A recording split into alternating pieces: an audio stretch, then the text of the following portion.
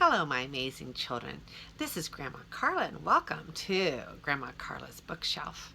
And today I had a very short meeting with one of my precious students because I do a lot of tutoring online.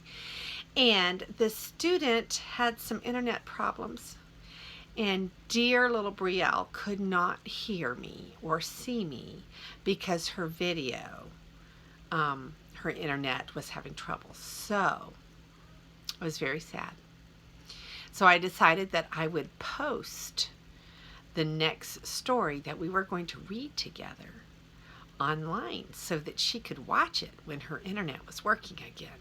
So we are going to read the second story in Raggedy Ann's online. This is available to all of you. You can look it up online, Raggedy Ann stories, and I'm going to read you the second one because I already read Brielle one of them last time we got together. So now I'm going to read one to you. And here is the picture. You can find these online. They're called Raggedy Ann stories, and they're for free, and they've got the pictures there. So you can look it up yourself if you would like to read a story about Raggedy Ann.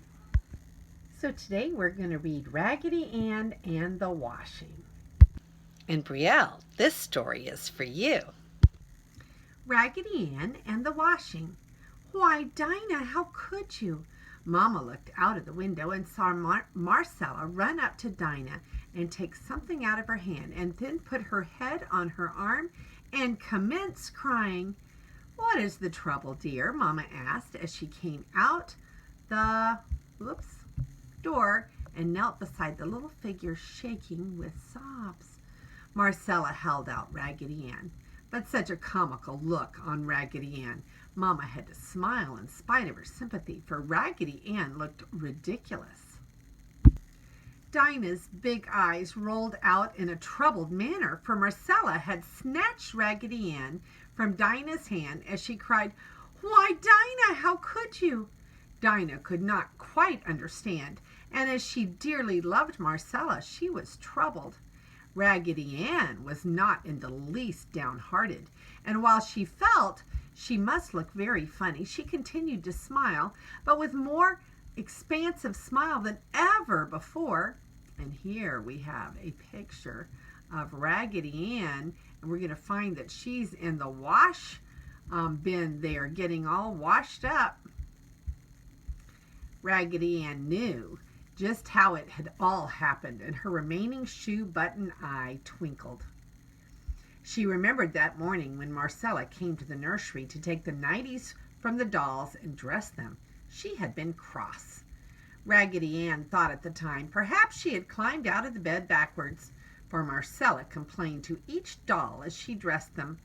And when it came Raggedy's time to be dressed, Marcella was very cross, for she had scratched her finger on a pin when dressing the French doll. So, when Marcella heard the little girl next door calling to her, she ran out of the nursery and gave Raggedy Ann a toss from her as she ran.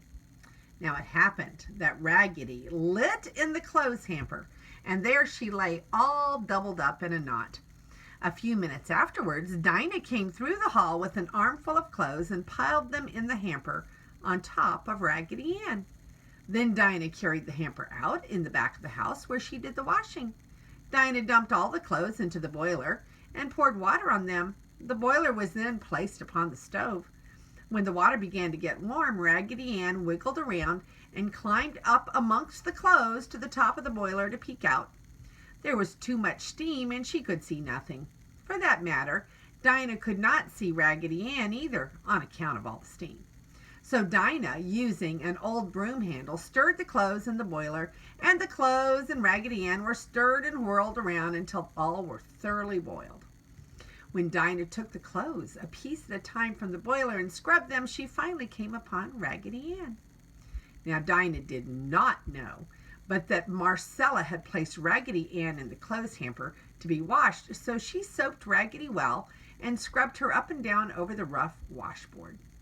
2 buttons from the back of Raggedy's dress came off, and one of Raggedy Ann's shoe button eyes was loosened as Dinah gave her face a final scrub.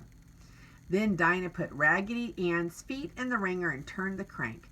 It was hard work getting Raggedy through the wringer, but Dinah was very strong, and of course it happened. Raggedy Ann came through as flat as a pancake. So there's Dinah washing Raggedy Ann. It was just then that Marcella returned and saw Raggedy. "Why, Dinah, how could you?" Marcella had sobbed as she snatched the flattened Raggedy Ann from the bewildered Dinah's hand. Mama patted Marcella's hand and soon coaxed her to quit sobbing. When Dinah explained that the first she knew of Raggedy being in the wash was when she took her from the boiler, Marcella began crying again. "It's all my fault, Mama," she cried. "I remember now that I threw dear old Raggedy Ann from me as I ran out the door, and she must have fallen in the clothes hamper. Oh dear, and she hugged Raggedy Ann tight. Mama did not tell Marcella that she had been cross and naughty, for she knew Marcella felt very sorry. Instead, Mama put her arms around her and said, "Just see how Raggedy Ann takes it. She doesn't seem to be unhappy." And when Marcella brushed her tears away and looked at Raggedy Ann, flat as a pancake, and with a cheery smile upon her painted face, she had to laugh. And Mama and Dinah had to laugh too, for Raggedy Ann's smile was almost twice as broad as it had been before. So here is Raggedy Ann hanging from a clothespin on the clothesline. "Just let me hang Miss Raggedy on the line in the bright sunshine for half an hour," said Dinah, "and you won't know her when she comes off." So Raggedy Ann was pinned on the clothesline, out in the bright sunshine, where she swayed and twisted in the breeze and listened to the chatter of the robins in a nearby tree.